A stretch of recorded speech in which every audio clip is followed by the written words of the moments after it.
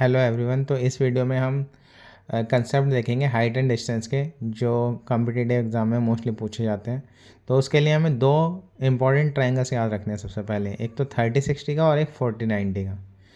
तो जो 30 और 60 का बनाएंगे, 60 के सामने हमें याद होना चाहिए √3 आएगा, 30 के सामने 1 आएगा और 90 के सामने यानी हाइपोटेन्यूज 2 होगा। ऐसे 45 वाला अगर हमें करना है तो 45 के जो अपोजिट साइड्स हैं वो 1 आएंगी और हाइपोटेन्यूज √2 आ जाएगा। ठीक। तो पहला जो ट्रायंगल है वो इस तरीके से है। जब एलिवेशन एंगल इसका 30 से कहाँ चेंज हो जाता है, 45। जो स्मॉलेस्ट ट्रायंगल है यानी कि ABC दे रखा है, इसमें BAC और ACB ये दोनों 40-45 के होंगे। तो इसके सामने 1 आ जाएगा, यहाँ पे भी 1 आ जाएगा। ठीक है। डी कितना दे रखा है, 30 डिग्री, यानी कि ए कंप्लीटली कितना होगा, 60 डिग्री का।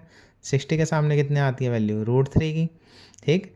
तो इसे अगर CD हमें निकालनी है वैल्यू उसकी, तो कितना आ जाएगा, ये √3 में से 1 को माइनस कर देंगे, कितना आ जाएगा, √3 - 1। ठीक है ना। इसी तरीके से अगर एलिवेशन एंगल उसका चेंज हो जाता है 30 से 60, तो क्या एक ट्राइंगल लेंगे हम, जैसे ये बनाया हमने। ठीक है। तो जो 30-60 है उसके सामने क्या होगी वैल्यू इसकी, √3। और ये वाला QPR ये कितना होगा, 30 डिग्री का। 30 डिग्री के सामने कितना आता है, 1। ठीक है ना। ऐसे ही ये वाला जो एंगल है, कौन सा, PQRS, यानी कि S जो है वो 30 डिग्री का है, तो QPS ये कितना हो जाएगा, 60 डिग्री आ जाएगा। 60 के सामने कितना होता है, √3 है ना, बट √3 यहाँ पे भी है। तो यहाँ √3 आने के लिए, कैंसिल करने के लिए, यहाँ पे 1 लाने के लिए हम यहाँ √3 आ जाएगा, यानी कि इसकी वैल्यू 3 आ जाएगी। 3 में से 1 सब्ट्रैक्ट कर देंगे, ये आ जाएगा 2, यानी कि RS जो हो जाएगा वो 2 आ जाएगा।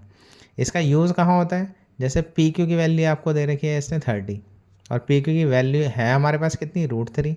तो सॉल्व करेंगे अगर हम √3 को नीचे ले जाएंगे तो 1 यूनिट की वैल्यू आ जाएगी हमारे पास 10√3, यानी कि 1 यूनिट की वैल्यू 10√3 है, यानी कि QR जो हो जाएगी वो कितनी हो जाएगी हमारे पास 10√3।